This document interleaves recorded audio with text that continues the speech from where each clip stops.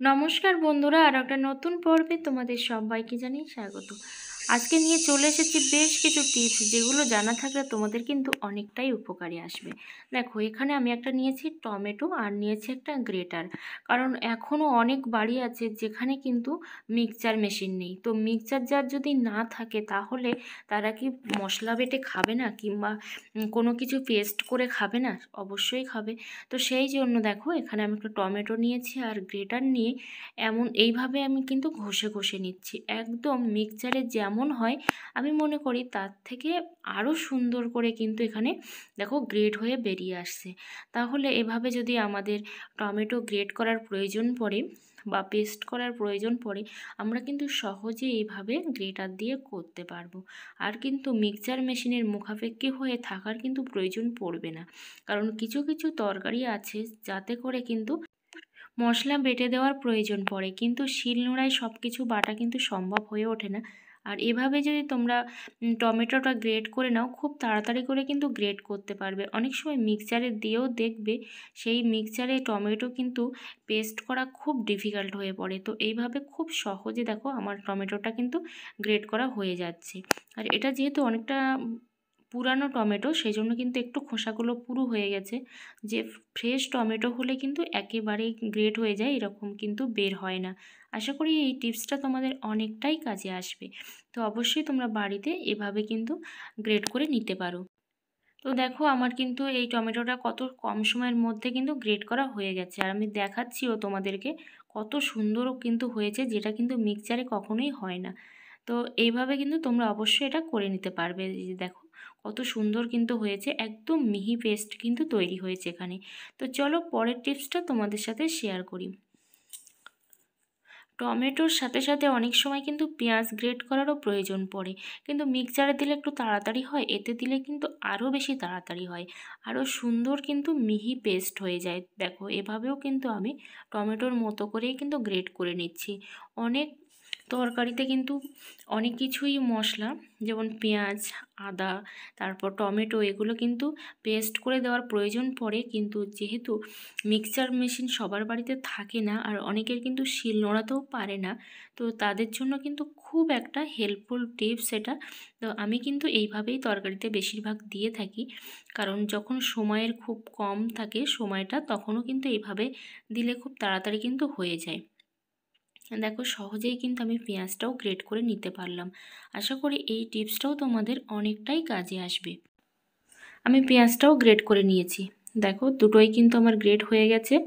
তো এভাবে কিন্তু তোমরা খুব সহজে মশলা কিন্তু শিলনোড়ায় বা মিক্সারে না দিয়ে পেস্ট করে নিতে পারবে। তো চলো পরের টিপসটা শেয়ার করি। আমরা যখন চশমা পরি, এটা আমি সানগ্লাস দিয়েই দেখাচ্ছি, সানগ্লাসটা শুধুমাত্র কিন্তু দিনের বেলায় পরি, তখন কিন্তু বাইরে যে বের হয় তখন যে ধুলো বালি জমে যায়, দেখবে নাকের উপরে কিন্তু জমা হয়ে যায়, আর সেখান থেকে কিন্তু আমাদের ইনফেকশানও তৈরি হয়, একটা সাদা স্পটও পড়ে যায়। কিন্তু যারা অল টাইম চশমা পরে তাদের কিন্তু সমস্যাটা আরও বেশি হয়, কারণ যখন চোখের সমস্যা হয় তখন কিন্তু অল টাইম চশমাটা পরতে হয়।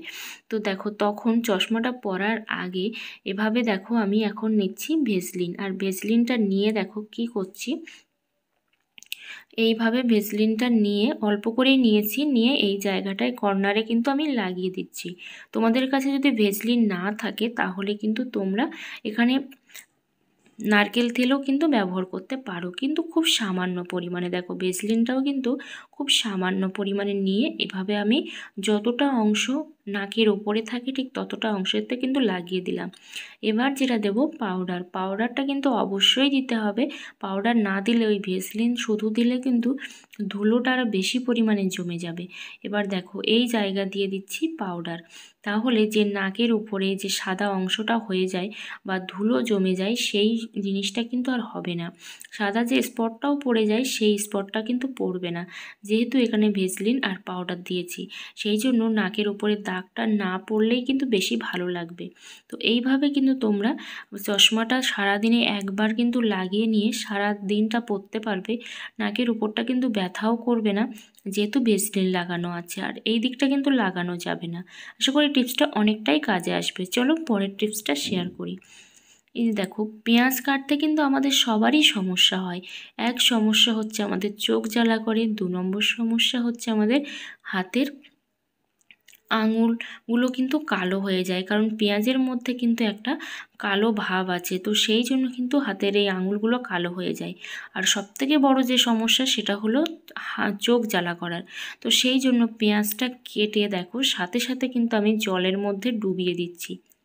এভাবে জলের মধ্যে 2 চাকা করে ডুবিয়ে দিচ্ছি, তাহলে পেঁয়াজের যে ঝাঁঝালো ভাব সেটা কিন্তু খুব সহজে কিন্তু চলে যাবে।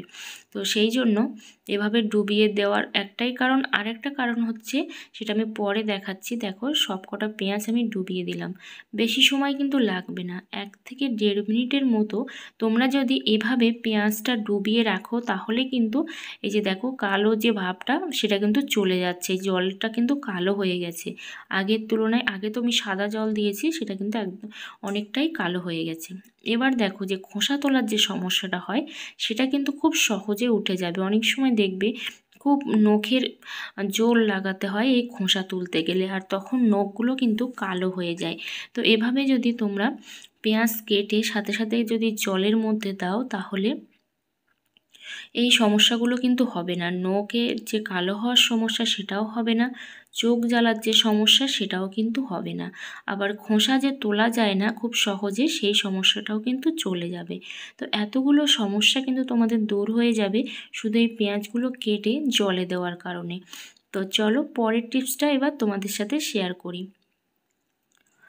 দেখো যখন তেলের মধ্যে আমরা কোনো কিছু দিই, যেমন আলু যখন দিই কিংবা কোনো সবজি যখন দিই, তখন কি হয়, যেই আমরা দিই সাথে সাথে তেলটা ছিটকে কিন্তু গায়ের দিকে আসে, আর সাথে সাথে আমাদের যেখানে সেখানেই পড়ে, চোখে নাকে মুখে যেখানে সেখানেই কিন্তু পড়ে। তার ফলে কিন্তু আমাদের অনেক বড় দুর্ঘটনাও ঘটে যেতে পারে, আবার যায়ও, আবার সেই যে অংশগুলো কিন্তু একেবারেই কালো হয়ে যায়। তাই অবশ্যই কিছু দেওয়ার আগে তোমরা তেলের মধ্যে অল্প করে লবণ দিয়ে নেবে। দিয়ে নিলে যে তেলের যে ছিটকানি ভাব সেটা কিন্তু থাকবে না। আর দিয়ে নিতে হবে হলুদ। এবার লবণ আর হলুদটা খুব ভালো করে আমি মিক্সড করে নেব, সে সবজি দেওয়ার আগেই হোক কিংবা মাছ দেওয়ার আগেই হোক কিংবা কোনো আলু দেওয়ার আগেই হোক। এবার দেখো আলুটা আমি ছাড়লাম, আলুটা কিন্তু আমার জল থেকে তুলেই কিন্তু আমি সাথে সাথে ছেড়ে নিচ্ছি, কারণ আমরা সবজি কিন্তু মুছে কখনো দিতে পারি না। দেখতেই পেলে যে তেল কিন্তু একটুও ছিটকায়নি বা কোনো দিকে কিন্তু নড়াচড়াও করেনি। তাই অবশ্যই তেলে কিছু দেওয়ার আগে লবণ আর হলুদ দিয়ে নেবে, নিয়ে তেলটা এভাবে ঘেঁটে দিলে কিন্তু অনেক বড় দুর্ঘটনার হাত থেকে কিন্তু তোমরা বাঁচতে পারবে। আর দেখবে সব জায়গায় যে তেল ছিটকে পড়ে তার থেকে কিন্তু অনেক বড় ক্ষতিও হয়ে যায় আমাদের। তো চলো পরের টিপসটা তোমাদের সাথে শেয়ার করি। মিক্সচার জারে যখন কোনো কিছু পেস্ট করি তখন এর মধ্যে কিন্তু একটা দুর্গন্ধ তৈরি হয়। এই যে মিক্সার জারের ভেতরটা ভালো করে শুঁকে দেখবে, অনেকে বিশ্বাস হয়তো করবে না, কিন্তু ভালো করে শুঁকে দেখবে। বিশেষ করে পেঁয়াজ রসুন এই ধরনের কিছু কিংবা মাংস এ ধরনের যখন কিছু পেস্ট করি তখন কিন্তু এর মধ্যে প্রচুর একটা দুর্গন্ধ তৈরি হয়, যতই আমরা সেটাকে সাবান দিয়ে পরিষ্কার করি না কেন। তাই এই দুর্গন্ধ দূর করতে কিন্তু আমরা খুব সহজেই পারি। তো গ্যাসটা আমি জ্বালিয়ে নিলাম, তারপর দেখো একটা কামড়ি দিয়ে আমি এভাবে ধরেছি। তো সাঁড়াশিটা দিয়ে যদি না ধরা হয় তাহলে কিন্তু এটা প্রচণ্ড গরম হবে, আরও বেশি কিন্তু দুর্ঘটনা ঘটতে পারে। যেহেতু এটা স্টিল, তো সেই জন্য কিন্তু আরও বেশি দুর্ঘটনা ঘটতে পারে। অবশ্যই তোমরা সাঁড়াশি কিংবা অন্য কোনো শক্ত জিনিস দিয়ে কিন্তু ধরে নেবে। 30 সেকেন্ডের মতো কিন্তু ঘোরালেই এর মধ্যে কিন্তু কোনো রকম যে দুর্গন্ধ সেটা কিন্তু আর থাকবে না। এটা অবশ্যই নিজেরা বাড়িতে ট্রাই করে দেখতে পারো। আশা করি তোমাদের সব টিপস